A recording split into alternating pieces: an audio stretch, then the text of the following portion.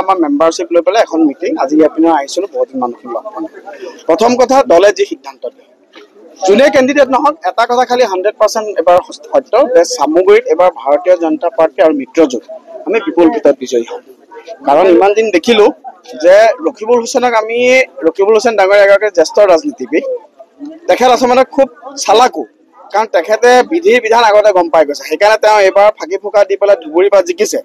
তেখেতে গম পাইছে যে তেখেতৰ যিমানখিনি চাউল আছিল তেখেতৰ পৰিয়ালৰ সামগ্ৰী সেইখিনি ইতিমধ্যে শেষ হৈছে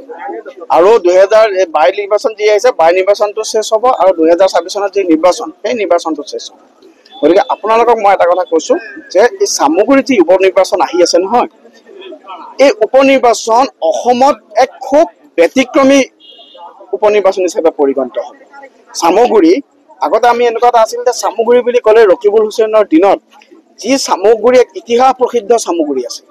যি সামগ্ৰীত কিমান সাহিত্যিকৰ জন্ম হল কিমান বৰেণ্য খেলুৱৈৰ জন্ম হল কিমান বিশিষ্ট ব্যক্তিৰ জন্ম হল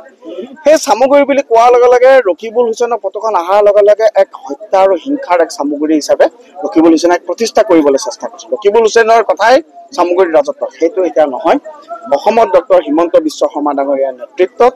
আজি আমি 11খন আসন মাননীয় মোদী ডাঙৰীয়াৰ নেতৃত্বত 11খনকে লোকসভা আসন সকলো ধৰণৰ ৰাজনৈতিক অভিলেখ ভংগ কৰি আমি অসমত পাইছো বিধানসভাটো আপোনালোকে দেখিছে যে আমি প্ৰায় 93-94টা বিধানসভাত আমি ফাৰ্ষ্ট পজিশনত আছো আৰু এবাৰো বাই ইলেকশ্যনত এবাৰ আপোনালোকে চাব যে 5টা বিধানসভা সমষ্টি বিজেপি আৰু মিত্ৰজোঁটৰ টাৰ্গেট 5+ সামগ্ৰীত কেৱল ইলেকশ্যন খেলিব লাগে কাৰণে ভাৰতীয় জনতা পাৰ্টিয়ে ইলেকশ্যন নেখেলে সামগ্ৰীত মই পুনৰাই কৈছো কেৱল আমি ভাৰতীয় জনতা পাৰ্টি ইয়াত নিজিকো আমি বিপুল ভোটত জিতৈ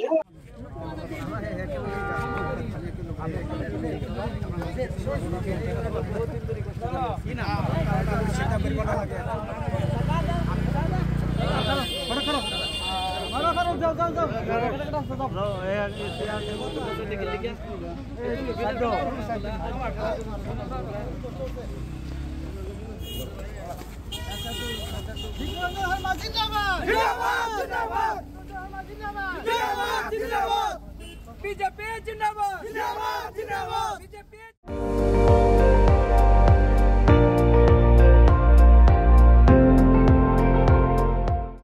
আপুনি চাই আছে ND24 সৰ্বশ্ৰেষ্ঠ নহয় সৰ্বোত্তমৰ দৌৰত